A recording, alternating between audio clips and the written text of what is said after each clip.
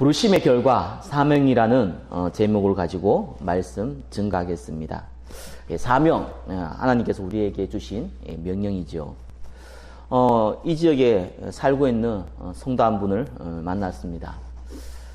김포에 짧은 시간에 크게 부흥되었던 교회가 있었던 것 같습니다. 그분이 그 교회의 초창기 멤버라고 합니다. 한 세 가정이 시작을 했는데 정말 똘똘 뭉쳐가지고 이렇게 움직였다고 합니다. 얼마큼 열심히 했냐? 자기의 모든 것을 바쳐가면서 그 세 가정이 모든 걸 헌신해가면서 교회를 섬기고 또한 목사님을 섬기고 또한 현장에 전도하기로 움직였다고 합니다. 몇 년이 되지 않아 교회는 갑자기 부흥되기 시작했고 많은 성도들이 이제 모이기 시작했다고 합니다. 그래서 이것저것 교회에서 많은 걸 했답니다. 특별히 이 개척교회를 돕고 미자이 교회를 돕고 또 이제 해외 선교를 나가고 이런 일을 본격적으로 시작을 했다고 합니다. 그런데 이제 교회가 조금 커지니까 목사님이 이렇게 자꾸 독단적으로 많은 일을 했다고 합니다. 그래서 이제 성도들이 이제 그게 보일 만큼 너무 목사님 독단적으로 한다는 게 보일 만큼 이제 되어 버렸다고 합니다. 그래서 이렇게 안에서 작은 다툼이 일어난 겁니다. 이렇게 하면 안 됩니다. 라고 이제 몇몇 사람들이 들고 늘어난 것이죠. 그게 이제 교회 전체에 이제 불신앙으로 이제 퍼진 겁니다. 교회에서 교회가 싸우고 또 이렇게 갈라지고 자기는 그 가운데 상처를 받고 나왔다고 합니다. 그러면서 그분이 그 목사님이 너무 독단적으로 하는 것이 자기는 너무 가슴이 아프다면서 왜 그러냐면서 그리고 자기가 이렇게 교회를 위해서 헌신했기 때문에 비록 내가 그 교회를 나왔지만 그 목사님은 나를 위해서 계속 기도하셔야 된다면서 아마 이런 불평과 이런 원망과 상처에 섞인 말들을 하는 것을 들었습니다. 제가 그냥 쭉 들으면서 뭐 이렇게 물어보지는 않았습니다. 너무 이렇게 감성적으로 얘기를 하시길래 뭐 얘기해봤자 아무것도 안 들릴 것 같아가지고 그러냐고 얘기했습니다. 제가 한 가지 딱 느낀 것이 있습니다. 이분이 복음을 사실상 전혀 모르고 있구나 라고 느껴졌습니다. 예수님 십자가에 죽으시고 부활해서 그 사실을 믿으면 구원받는다는 뭐 그 사실은 알고 있는 것 같은데 이분이 복음의 진짜 핵심을 모르고 있구나 라고 느껴졌습니다. 왜냐하면요, 주인공이 자기예요. 주인공이 예수님이 아닙니다. 교회는 하나님이 세우시는 거지 인간이 세우는 게 아니거든요. 하나님께서 우리를 부르신 것이지 우리가 하나님을 찾아간 게 아닙니다. 일단은 주객이 일단 전도됐어요. 이게 바뀌어버렸단 말입니다. 하나님께 기도하면 되지 않습니까? 이 단순한 말을 이해 못하더라고요. 하나님께 간구하면은 하나님은 응답하지 않습니까? 이 단순하고 분명하고 확실한 말을 이해를 못해요. 왜요? 자기가 주인공이잖아요. 내 생각하고 안 맞잖아요. 하나님의 계획이 어떻고 하나님이 어떻게 바꾸고 가실고 이런 거는 관심 없고 일단 내 생각하고 안 맞잖아요. 그분은 열심파였고 합리주의 생각을 갖고 있습니다.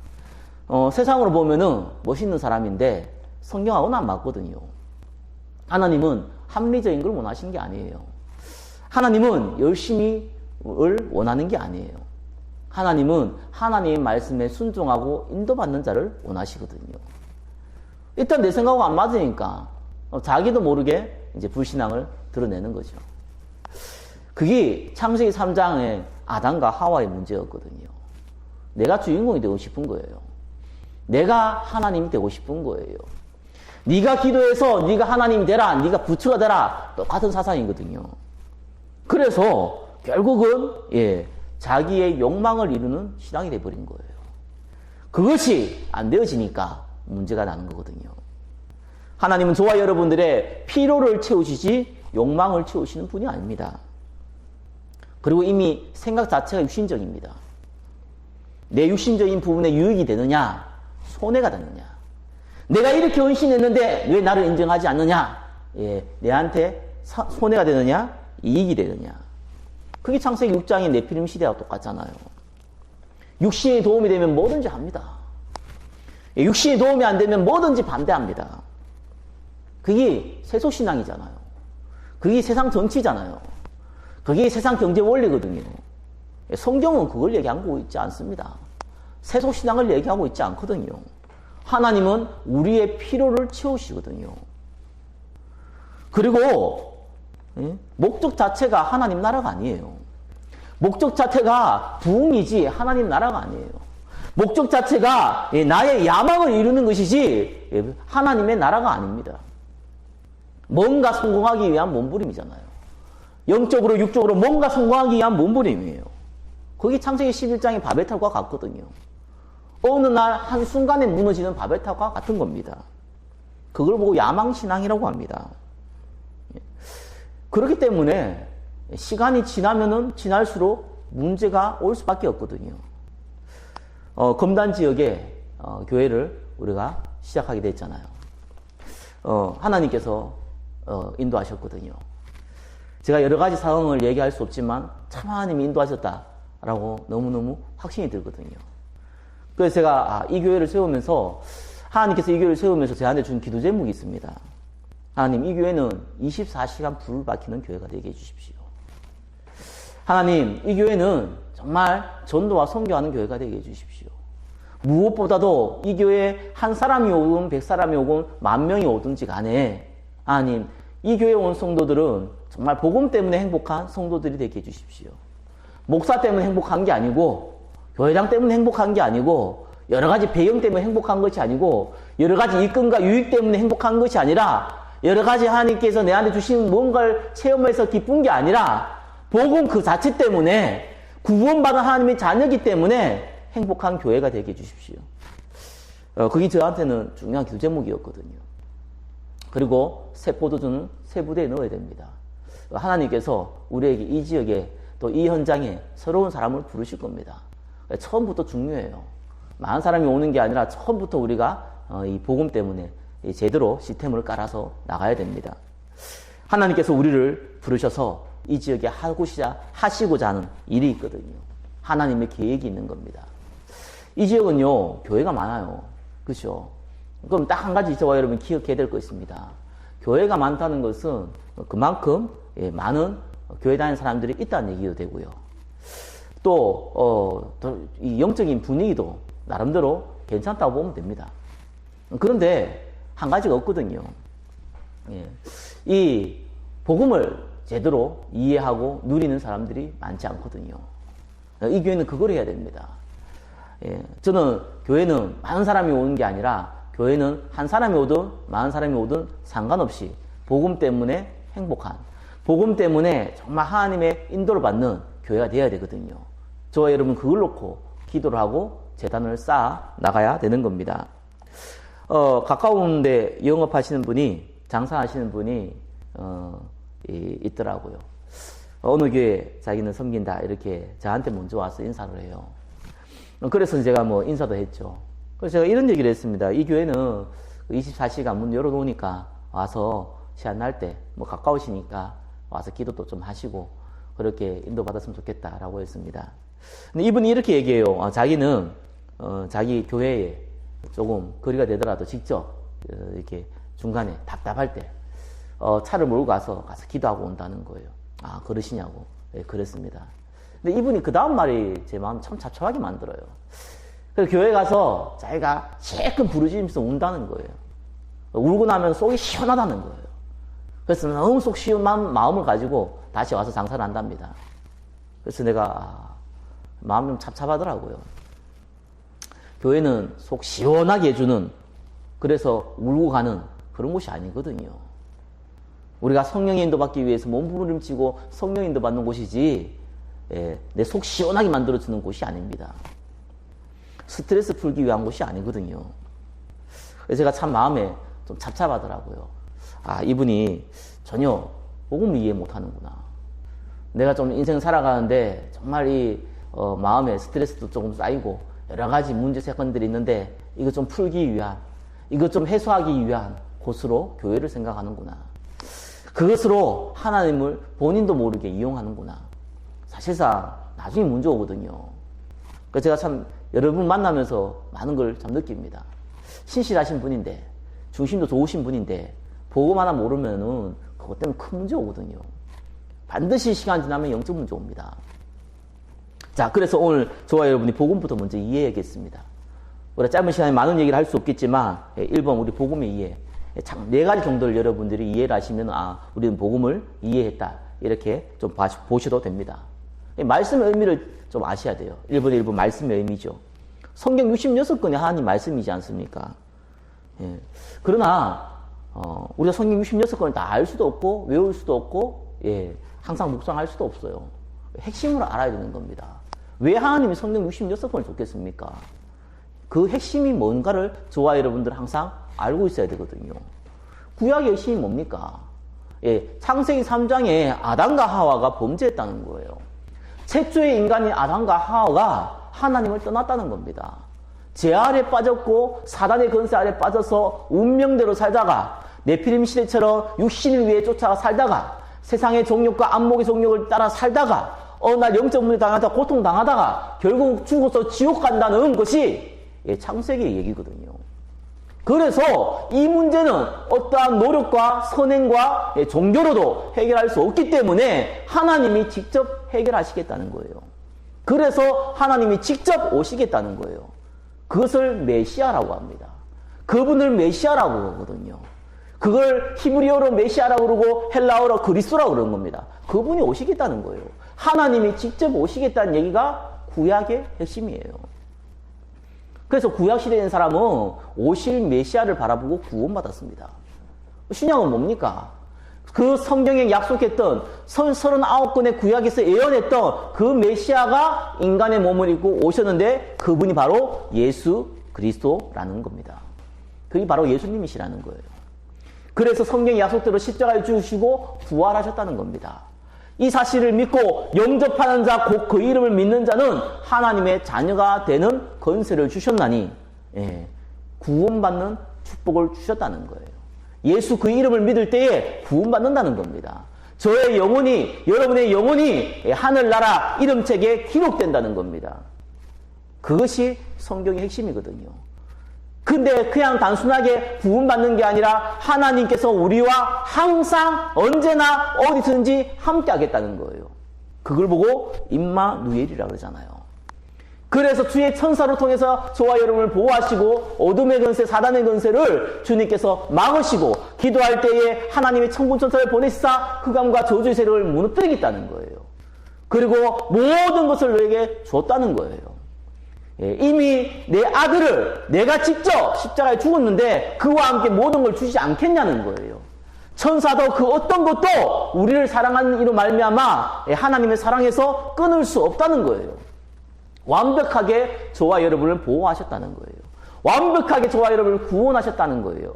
완벽하게 저와 여러분의 머리카락 하나가시도록 세심받으시고 보호하신다는 것이 뭡니까? 말씀의 의미예요. 그게 말씀이에요. 다른 게 말씀이 아니라니까요. 범죄하지 말라, 착하게 살아라, 선행 살아라. 성경에 그런 얘기 있습니다. 그게 핵심이 아니라는 거예요. 성경의 핵심이 뭡니까? 예수 그리스도. 그분을 믿을 때 구원받는다는 것과 그분이 함께 한다는 겁니다. 그게 말씀의 의미예요. 그러면 그때부터 나오는 것이요, 전도가 뭔 말인지 나와요. 그때부터 전도가 이해되는 거예요. 아니, 일꾼을 시키는데 돈도 한 푼 안 주면서 일해라. 누가 일을 합니까? 그죠? 하나님께서 우리한테 실컷 고생하다 죽으라. 하나님 일을 위해서. 하나님 그런 분이 아니거든요. 내가 너한테 다 줬다는 거예요. 영적으로 모든 걸 줬고 때에 따라서 채울 거고 하나님께서 너에게 필요한 걸 줄 거고 필요하지 않는 건 안 줄 거고 그렇게 하겠다는 거예요. 그럴 때 모든 걸 너한테 줬으니까 걱정하지 말라는 거예요. 그래서 이제 너가 육신을 위하여 세상을 위하여 살아가는 자가 아니라 하나님의 일을 위하여 살아가는 자로 불렀다는 겁니다. 그게 전도예요. 왜 하나님 저와 여러분들이 죽을 때 죽기 직전에 딱 부를 수도 있잖아요.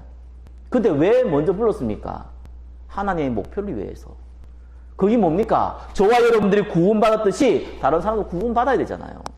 마태복음 24장 14절에 복음이 모든 민족에 증거된 이후에야 예수님이 재림하시잖아요.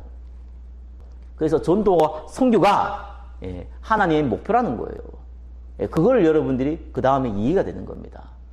그때부터 기도 제목이 나오는 겁니다. 그때부터 기도를 이해하는 거예요. 모든 걸 주신 주님께서 저와 여러분을 증인을 삼겠는데 그때부터는 기도 제목이 나오죠. 먼저 그 나라와 그 의를 구하라. 그게 하나님의 소원이거든요. 모든 종교의 공통적인 기도가 뭡니까? 나를 위하여, 우리 가족을 위하여, 내 야망을 위하여, 내 목적을 위하여. 모든 종교, 인간이 만든 종교의 공통적인 기도 제목입니다. 하나님이 직접 알려주신 하나님의 말씀은 기도가 그 기도가 아니거든요. 하나님께서 원하시는 기도, 하나님의 소원을 놓고 하는 기도, 먼저 그 나라와 그 의를 구하는 기도, 전도와 선교를 위하는 기도, 영적 싸움하는 기도, 내 자신의 시험에 빠지지 않도록 하는 기도, 그것이 기도거든요. 그러면 이제 응답을 체험하게 되잖아요. 응답이 뭡니까? 내 목적을 이루는 거 보고 응답이라고 성경 나와 있지 않거든요. 구원받은 하나님의 자녀는 하나님께 채우시기 때문에 내 목적대로 하나님이 필요에 따라 줄 수도 있겠죠. 그거는 응답이 아닙니다. 응답은 하나님 말씀이 성취되는 거거든요. 하나님 말씀이 뭡니까? 여러분이 잘 먹고 잘 살고 부자 된다. 그건 성경이 약속하는 게 적이 없어요. 하나님께서 그 약속을 주신 적이 없어요. 이 복음 위에 살다가 부의 축복, 경제 축복, 이 가정의 축복을 받은 사람은 성경이 많이 나오지만 그거를 약속으로 주신 적이 없어요. 증거로 주셨지만 약속으로 주시진 않았어요. 약속을 붙잡으라는 겁니다. 오직 성령이 너희에게 임하시면 너희가 권능받고 예루살렘과 온 유대와 사마리아 땅까지로 내 증인이 되겠다는 거 했잖아요. 저와 여러분을 증인으로 삼겠다고 했잖아요. 그 약속이 성취된다는 겁니다. 먼저 그 나라와 그 의를 구하면 하나님께서 필요에 따라서 모든 걸 채우겠다 했지 않습니까?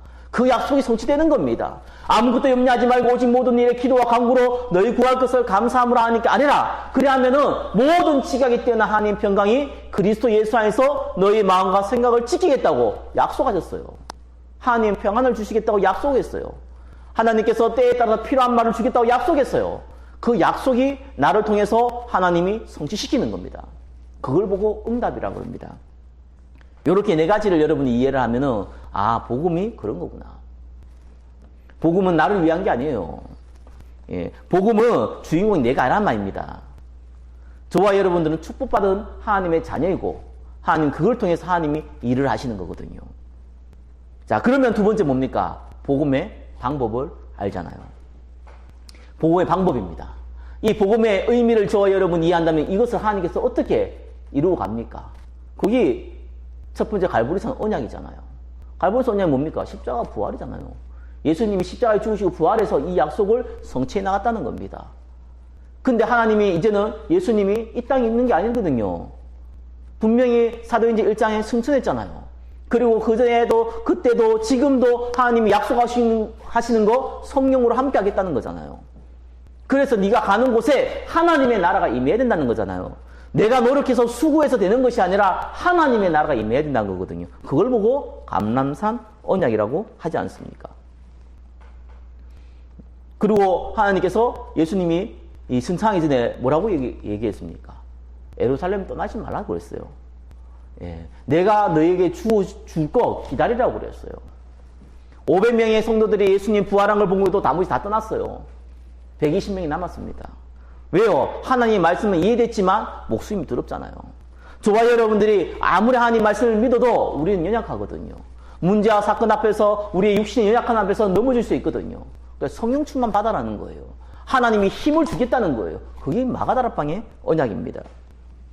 왜 모슬림에게 기독교가 집니까? 말이 안 되거든요.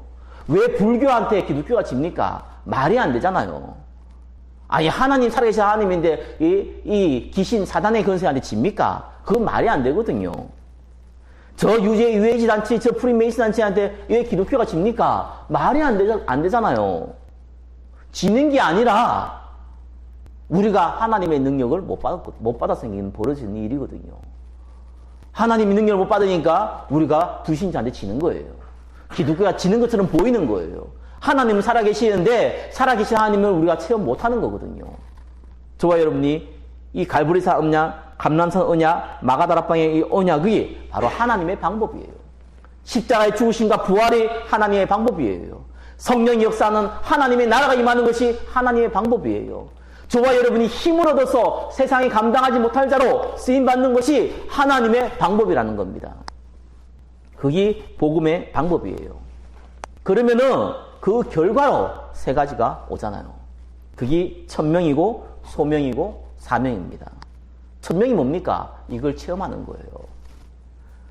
이거를 베드로가 3년 동안 예수님을 쫓아다니고 주는 그리스도시요 살아계신 하나님의 아들이라고 고백했는데도 불구하고 체험이 안 됐어요. 예, 자기 열정으로 얘기했는데 체험은 안 됐어요. 부활하신 하나님의 예수님 죽으시고 부활한다고 그러니까 죽지 말라 그랬어요. 죽으면 안 된다 그랬어요. 죽을 때 다 도망가 버렸어요. 왜요? 말은 이해됐는데 안 믿어지거든요. 예, 이 하나님 말씀을 이해는 되어지는데 안 믿어지는 거예요. 이해는 되는데 체험이 안 되는 거예요.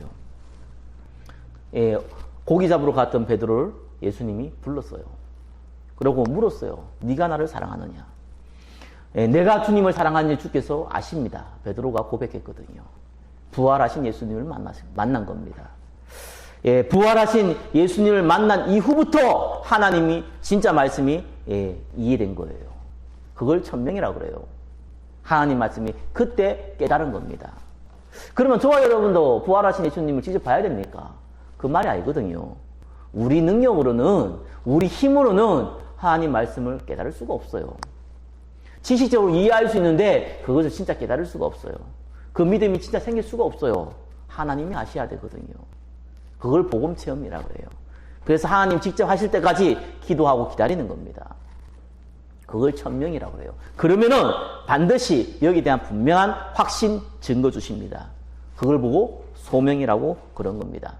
예, 500명의 성도들이 이 부활하신 예수님의 40일 동안 함께하고 직접 만났지만 지금 유대인들이 다 죽이려고 작정을 하고 달려들었거든요. 다 도망갔어요. 예수님이 약속을 했는데 반드시 여기 떠나지 말고 기다리라 그랬는데 다 도망갔어요. 왜요? 목숨이 위험하니까요.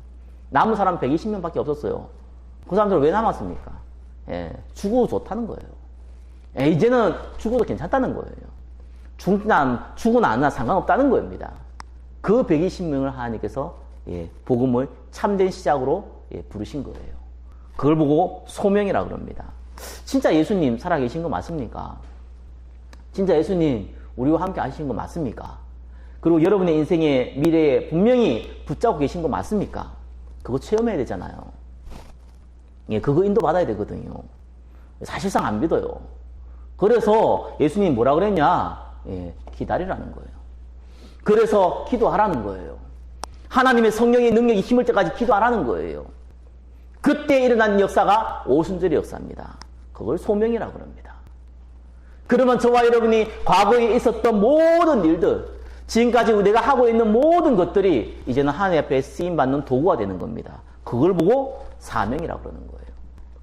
이 브리스가 부부가요, 이걸 체험한 겁니다. 여러분 가지고 있는 직업이, 여러분 갖고 있는 달란트가, 저와 여러분 갖고 있는 조그마한 기능이 바로 복음을 위하여 쓰임받는 통로가 되는 겁니다. 그걸 보고 사명이라고 그래요. 사명이라는 건 대단한 게 아니거든요. 저와 여러분 이미 가지고 있는 거, 또 앞으로 가질 거, 그거 가지고 하나님 앞에 쓰임 받는 겁니다. 그 과정이 있어요. 4번. 그럼 이 사명 과정이 어떻게 만들어집니까? 4번 1번 뭡니까? 나의 업과 의식주예요. 저와 여러분의 그 기능은요, 사실상 복음 위하여, 전도를 위하여, 선교를 위하여 아무리 외쳐봤자 의식주를 위한 것으로 처음으로 쓰임받게 되어 있어요. 그게 현실이고 그게 사실이에요. 그게 나쁜 건 아닌데 그게 사실이라는 거예요. 그게 저와 여러분의 실제 모습이거든요. 브리스가 부부는 로마 지금가 이 유대인을 지금 이스라엘을 속국으로 만들었잖아요. 근데 이 유대인들이 자기는 선민이고 다른 민족은 이방인이다 이런 사상을 갖고 있거든요. 그래서 이제 그 로마 그 안에서 이 유대인들이 이 데모를 한 겁니다. 글라우디 황제 때 데모를 했어요. 그래서 이 글라우디오가 이 황제가 열받았어요. 아니 이스라엘 나라의 사람들이 이스라엘에서 데모를 한 것이 아니고 그것도 수도인 로마에서 데모를 했단 말이에요. 자기 민족이 해방되게 시켜달라고 데모를 한 겁니다. 우리나라가 일제시대 때 일본에서 도쿄에서 해방운동을 일으킨 거하고 똑같지요. 그러니까 이제 글라우디오 황제가 열받아가지고 이 로마에 살고 있는 유대인들은 전부 나가라고 한 겁니다. 명령을 한 거예요. 다 내쫓았어요. 근데 이제 이 브리스가라는 사람은 로마 사람이거든요. 로마 여자란 말이에요. 근데 문제는 그 남편이 유대인이란 말이에요. 남편이 아굴라인데 이 유대인이에요. 그래서 남편이 이제 쫓겨나게 된 거예요. 그래서 이 브리스가가 로마 사람이지만 어쩔 수 없이 자기 남편이 쫓겨나니까 같이 나간 겁니다. 지금처럼 무슨 집을 팔아가지고 재산을 모아서 가지고 있는 시대가 아니잖아요. 그러니까 사실은 맨몸으로 쫓겨난 거예요. 근데 이 사람들이 직업이 있었는데 그 직업이 천막을 만드는 직업이에요. 그래서 쫓겨났으니까 이 고린도 지역에서 무슨 일을 했냐? 우상 숭배하는 이 고린도 지역에서 천막 만드는 일을 하고 있었던 거예요. 근데 성경에는, 사도행전에는 이 장면이 나오지 않지만 이 브리스가가 이 아굴라는 분명히 오순절의 역사, 이 6월절의 그 역사 시간표 가운데 분명히 있었던 인물이라고 많은 학자들이 얘기를 해요. 왜냐하면 바울을 만났을 때 바울을 따라다녔거든요. 그냥 전혀 복음도 모르는데 구원받아가지고 쓰임받는 케이스가 아니에요. 처음부터 바울과 동역자가 돼버렸어요. 무슨 말이냐 하면 하나님의 능력도 보고 복음도 이해하고 있었던 사람들이에요. 다만 지금 먹고 살기 위해서 고린도에서 천막 만든 일을 하고 있었던 겁니다. 그때 바울을 만난 겁니다. 이 바울이 천막 만드는 일을 같이 도운 거예요. 그러면서 안식일마다 이 회당에 들어가서 복음을 전하는 것을 이 브리스가가 보게 된 겁니다.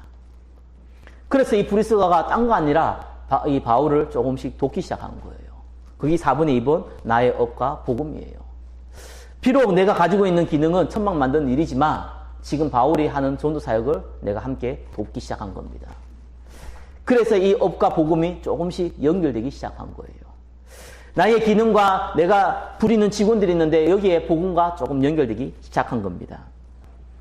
그러면서 4분의 3번 뭡니까? 나중에는 이 브리스가가 이 무덤이 로마에 있었다고 합니다. 그 말은 로마같이 쫓아갔다는 거잖아요. 바울이 로마에서 순교당했거든요. 로마 16장에는 뭐라고 그랬냐면은 나를 위하여 자기 목까지 내놓은 사람이라고 나와 있거든요. 나의 동력자라 그러면서 자기의 모든 것을 바친 사람이라고 나와 있거든요. 그 말은 무슨 말입니까? 완전히 올인했다는 거예요. 그 기능을 가지고 자기 가진 거 가지고 이 전도자 바울을 도우며 완전히 올인해버렸다는 겁니다. 전도와 선교에 위해서 올인을 했다는 거예요. 재밌는 것은 그 사이에 모든 응답을 다 받아버렸어요. 그 사이에 모든 필요한 것들을 하나님이 다 줘버렸어요. 당대 재벌이라고 나옵니다. 당대 재벌이 뭡니까? 이 로마 시대에 지금 전쟁하는 시대잖아요. 그러니까 천막이 군사 천막을 만드는 일을 한 거거든요. 그래서 독점을 했다고 나옵니다. 그래서 자기 가지고 있는 모든 재산, 이게 갑자기 늘어나기 시작한 거예요. 그러면서 바울 같은, 베드로 같은, 요한 같은 전도자를 돕고 세계 복음만 하는데 본격적으로 쓰임받게 된 겁니다. 그게 그 과정 가운데 다 이루어져 버렸어요. 중요한 건 로마 16장에 이것이 기록해 놓았다는 겁니다. 진짜 전도하면서 전도자를 돕는 그리스도의 제자가 되었다는 말입니다. 말씀을 뵙겠습니다. 부르심의 길과 사명입니다. 이 십자가에 죽으시고 부활하신 예수 그리스도, 그리고 우리를 하나님 나라를 통해서 역사하시는 예수 그리스도, 우리의 연약하심을 아시고 성령 충만 주셔서 역사하시는 예수 그리스도, 이걸 이해하는 거 보고 천명이라고 합니다. 이걸 가지고 진짜 본격적으로 언약 속 잡고 언약 속으로 들어가는 거 보고 소명이라고 합니다. 이 소명을 가질 때에 나의 기능이 이제 하나님 앞에 쓰임받게 되는 겁니다. 나의 작은 재산이, 나의 작은 경제가 하나님 앞에 쓰임받게 되는 겁니다. 그때부터 응답의 통로가 시작되어지는데 그걸 보고 사명이라고 얘기하는 겁니다. 이 응답의 축복이 저와 여러분이 한 주간 인도받으면서 또한 평생에 응답받기를 예수 그리스도 이름으로 축원합니다. 기도하겠습니다. 하늘 앞에 쓰임 받는 은혜를 베풀어 주시옵소서. 성령님도 받는 은혜를 베풀어 주옵소서. 감사드리며 살아계신 예수 그리스도 이름으로 기도드립니다. 아멘.